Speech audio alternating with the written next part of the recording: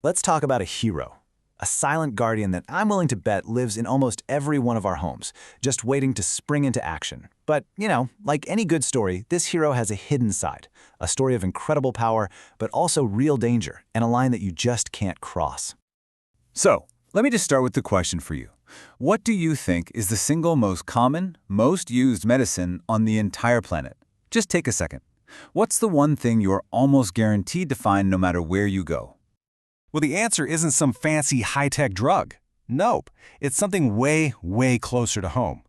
In fact, it's probably just a few feet away from you right now. Of course, we are talking about paracetamol. You might know it by its other name, acetaminophen, depending on where you are in the world. This is our everyday hero, right? The absolute staple of the medicine cabinet that we all turn to.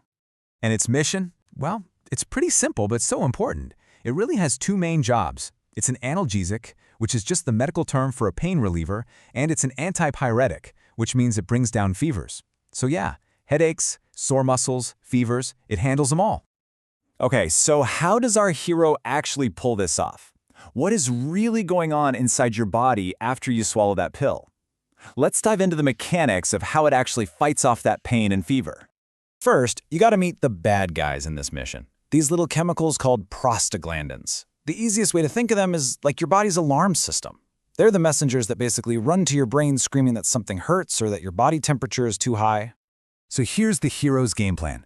Paracetamol travels up to your central nervous system. We're talking mainly the brain. Once it's there, it blocks this key enzyme called COX. It's kind of like it finds the factory that's making all those prostaglandin alarm bells and just shuts it down. With fewer messengers yelling pain or fever, your brain doesn't get the memo, and boom, you start to feel relief. It's a pretty slick, targeted mission.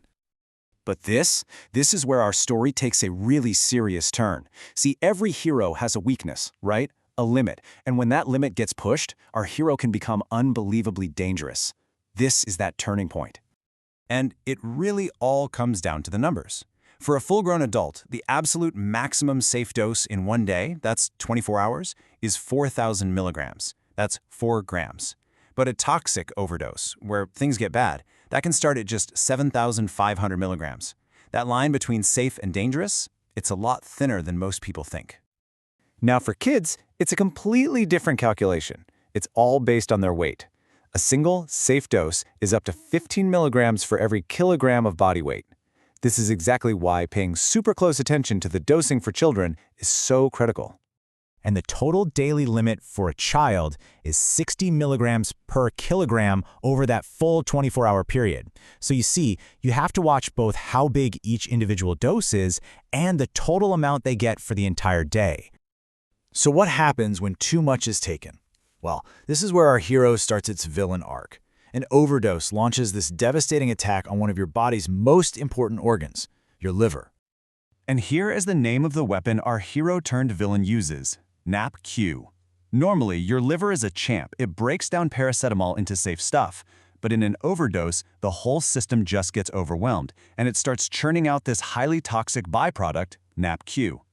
See, your liver has some natural defenses to handle a little bit of NAP-Q, but during an overdose, it just can't keep up. This toxic gunk starts to build up, and it literally destroys liver cells. This can spiral really quickly into acute liver failure, and that is a life-threatening medical emergency. So what are the warning signs you need to look for? It often starts out feeling like a bad stomach bug, nausea and vomiting. Then it can progress to abdominal pain, usually on the upper right side where your liver sits. As the damage gets worse, you might see jaundice. That's a yellowing of the skin and eyes, and in really severe cases, confusion or even a coma. But even when things get this dark, there is one last hope. There's an antidote. But, and this is the key, it is an absolute race against the clock. Every single hour matters. The antidote that can actually reverse this damage is a compound called N-acetylcysteine, or just NAC for short. What it does is it helps the liver get rid of that toxic NAPQI, but its success is 100% dependent on timing. And this timeline is everything. I mean, everything. If the antidote is given within the first 8 hours of the overdose, it is incredibly effective. Between 8 and 24 hours, its effectiveness starts to drop off. And after 24 hours, the risk of severe, permanent liver damage or even death goes way, way up. Time is the most critical factor. Which really brings us to the bottom line of this entire story. Paracetamol is a brilliant medicine, it's safe and it is effective, but, and it's a huge but, that's only true when it's taken in the right amount. So just remember, the hero in your medicine cabinet has the potential to become a pretty nasty villain. You have to respect its power, always read the labels, and always be aware of the dose. The final question isn't really about the medicine itself. It's about whether you know your limit.